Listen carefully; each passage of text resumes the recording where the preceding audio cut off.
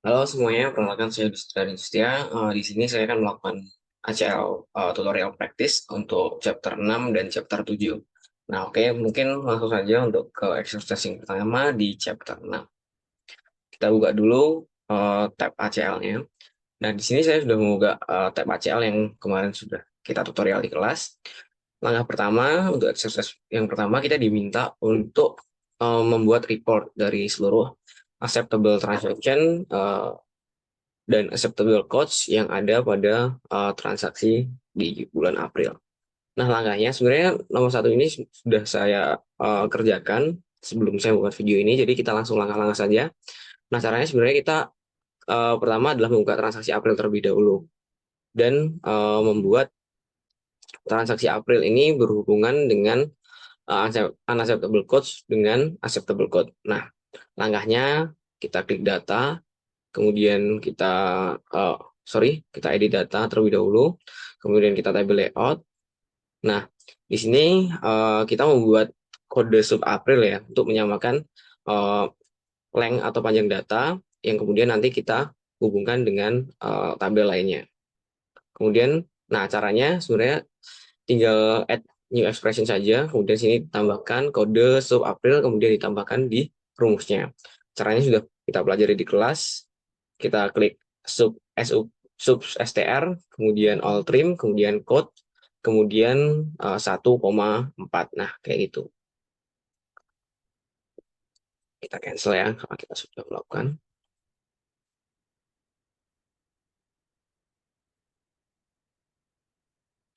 Nah, kemudian kita cek data di unacceptable code. Nah, kita klik edit, kemudian kita klik table layout. Nah, di sini juga sudah saya buat juga kode sub dan unacceptable untuk menyambungkan tadi ya antara transaksi April dengan transaksi yang unacceptable. Kemudian kita silang karena sudah kita buat. Kemudian kita klik di acceptable code.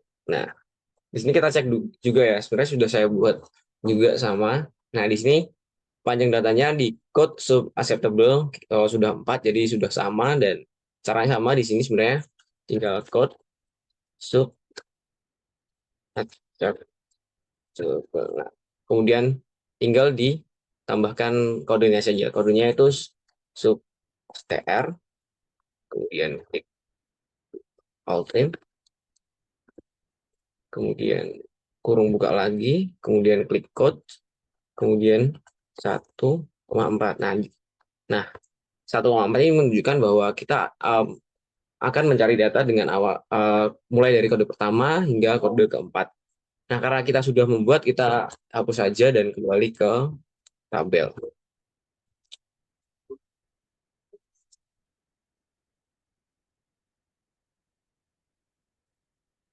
Nah, setelah itu kita tinggal merelate saja, merelate transaksi April dengan unacceptable code dan juga acceptable code. Kita klik data, kemudian relate tabel. Nah,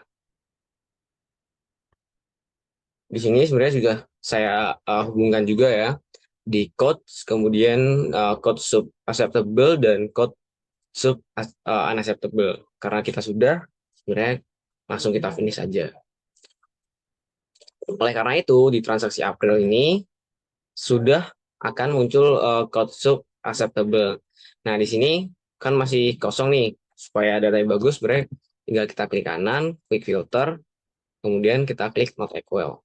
Not equal. Nah, hasilnya akan lebih rapi seperti ini. Oke, kemudian kita klik employee debt. Nah, di employee debt nanti kan uh, ini hasil akhir dari tugas kita yang exercise pertama. Nah, kita klik company debt terlebih dahulu. Nah, ini sudah ada debt, kemudian ada debt code. Kemudian kita akan menghubungkan dengan tabel employee. Jadi di sini nanti ada tabel employee, kemudian menunjukkan juga first name, last name, kemudian juga dia di departemen mana. Caranya kita hubungkan, kita klik edit, kemudian kita table layout. Nah, yang mau kita hubungkan itu adalah card number ya. Card number ini, card number 16 dengan eh, depth code-nya kita lihat terlebih dahulu.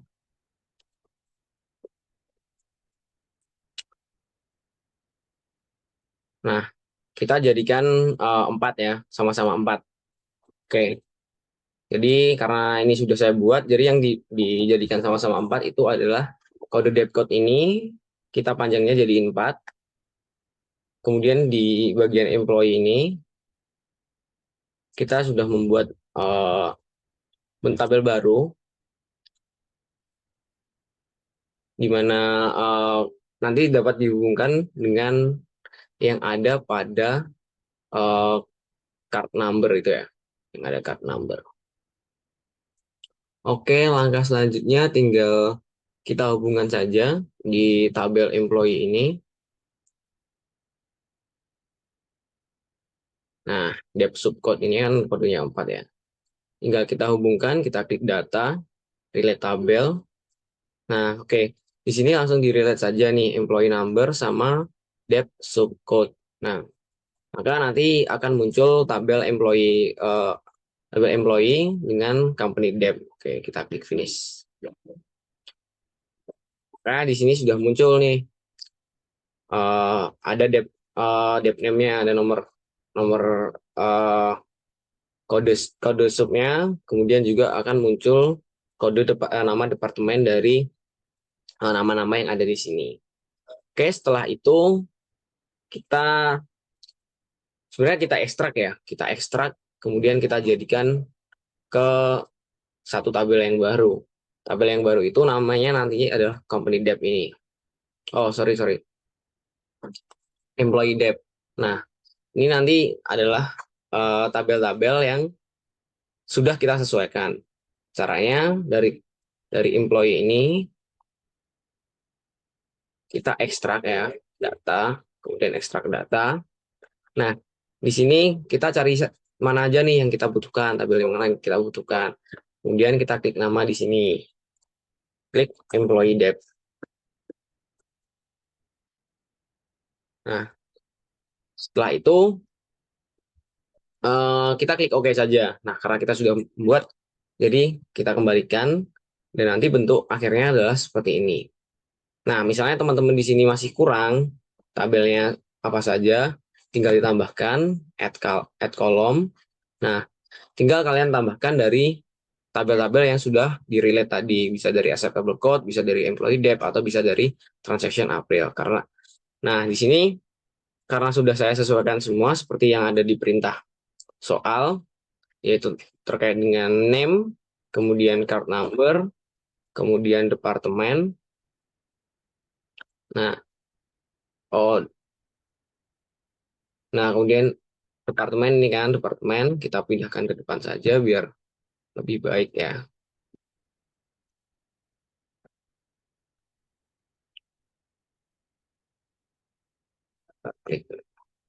Nah, ini dep name-nya. Kemudian acceptable transaction amount. Nah, transaction amount-nya kan di sebelahnya ini. Nah, kita geser.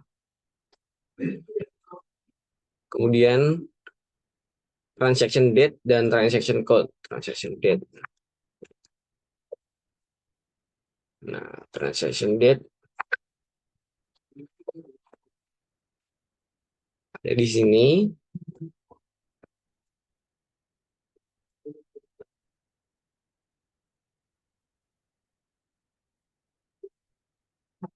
Kemudian codes. Kemudian baru deskripsi.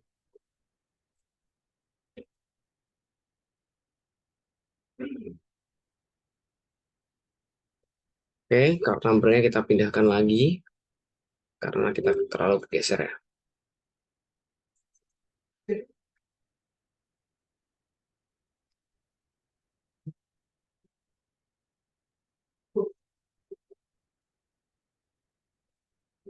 Kita pindahkan pelan-pelan saja teman-teman. Nah, sudah. Karena kita sebenarnya menggunakan kode yang sudah disesuaikan dengan transaksi April, maka sebenarnya kode yang terakhir ini bisa kita hapus aja ya teman-teman. Kita klik kanan, kemudian kita remove selected code. Nah, maka di sini kita sudah mendapatkan transaksi-transaksi yang diminta di nomor 1. Nah, langkah selanjutnya kita akan mengekstrak ini menjadi sebuah file baru. Nah, tadi kan file ini tuh ada di tab employee ya. Kemudian kita sudah melakukan ekstrak menjadi tab di employee dev. Nah, selanjutnya kita akan mengekstrak data di other data, kemudian kita jadikan file Excel. Nah, sebenarnya kalau misalnya teman-teman cara untuk mengekstrak tadi, kembali ke data, ekstrak data, kemudian kita tinggal bentuk nama di sini. Kemudian kita akan mengekstrak ini menjadi file Excel. Export to other application. Nah, kemudian kita export as Excel. Oh, Excel ini. Excel.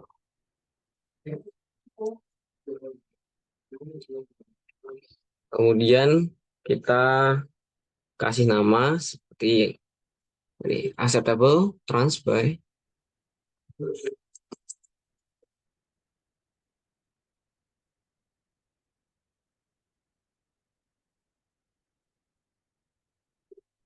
employee April.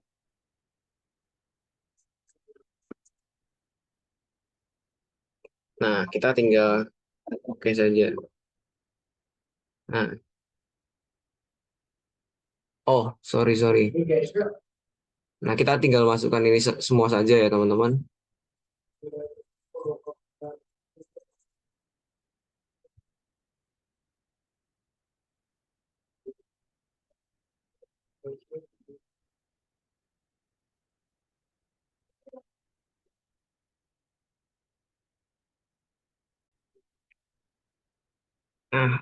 Sorry, kelupaan. Kita klik export terlebih dahulu. Nah, kita langsung add all saja ya, karena semuanya sudah kita butuhkan. Kemudian acceptable code-nya kita add all juga. Oh, ini transaksi. Oh,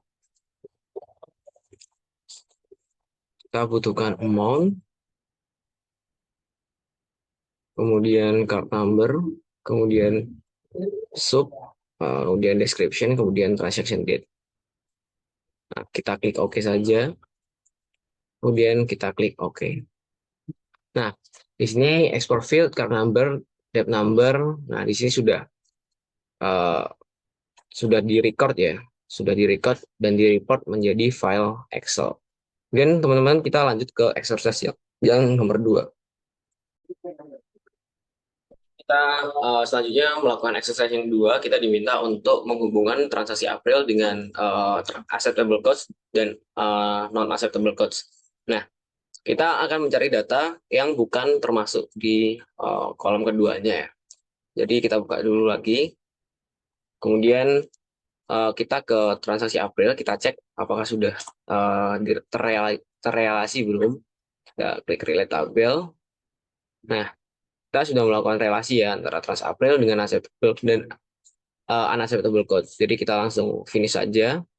Dan kita akan mencari yang tidak acceptable dan tidak unacceptable. Maka kita klik filter, kita masukkan rumusnya.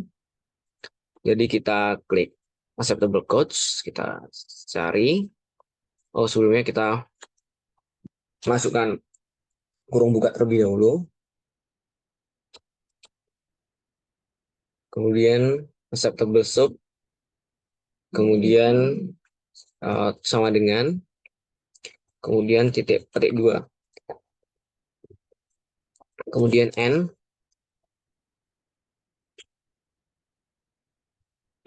Kemudian kita ulang lagi, tapi yang unacceptable. Kemudian sama dengan, dan ada petik lagi. Nah, kita verify. Nah, udah benar, maka kita klik OK. Nah, di sini akan kita dapatkan filter baru dari transaksi-transaksi yang bukan acceptable maupun unacceptable. Maka kita hitung terlebih dahulu jumlahnya ada berapa, kita klik count record. Nah, selanjutnya, ternyata jumlahnya adalah 88 data dari total 281 data. Nah, selanjutnya kita akan membuat tabel ini menjadi tabel baru. Caranya tinggal kita klik data, kemudian kita klik ekstrak data, kemudian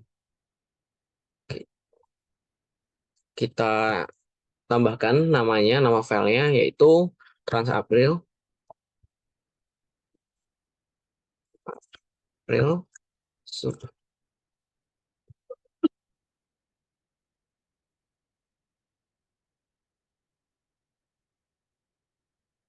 Ini kita namakan seperti ini saja.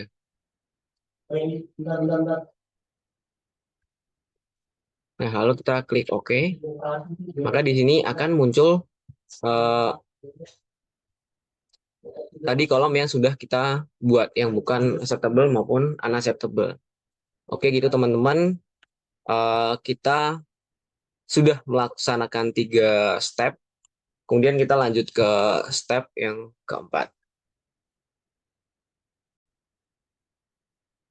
Nah, oke, di langkah keempat kita akan mencari transaksi bulan April untuk employee yang juga dia itu bukan merupakan yang unacceptable codes. Jadi kita langsung saja transaksi April, kemudian kita cek apakah sudah relatable atau belum. Nah, di sini sudah relate antara unacceptable dengan acceptable codes. Jadi langsung saja kita menghubungkan ya teman-teman, di kode, klik kanan, kemudian add column, kemudian kita cari yang unacceptable codes. Nah, kemudian kita klik code sub unacceptable. Jadi kita akan menghubungkan atau mencari kode di bulan April yang unacceptable. Kemudian kita klik OK. Di sini sudah muncul code sub unacceptable. Kita klik kanan saja. Kemudian klik filter. Kemudian kita klik not equal. Nah, maka di sini sudah kan kita dapatkan beberapa transaksi di bulan April yang non acceptable. Nah, maka selanjutnya kita hitung nih di sini teman-teman. Kita hitung klik analyze count record. Di sini ada sekitar 7/81. Jadi ada 7 transaksi yang unacceptable di bulan April. Oke, kita selanjutnya hapus filternya terlebih dahulu. Dan kemudian kita di exercise 5 diminta untuk bagaimana menunjukkan cara mengirim email di ACL. Nah, di sini sebenarnya ada tools. Di tools, kemudian kita klik notif by email. Nah, maka di sini teman-teman sudah bisa mencari ya, atau menghubungkan untuk mengirimkan email kepada seluruh employee yang ada di perusahaan Metafor ini. Jadi ini bisa digunakan untuk mengirimkan email. Oke, mungkin itu saja yang dapat saya sampaikan di exercise kali ini. Kita lanjut di exercise chapter yang ke-7.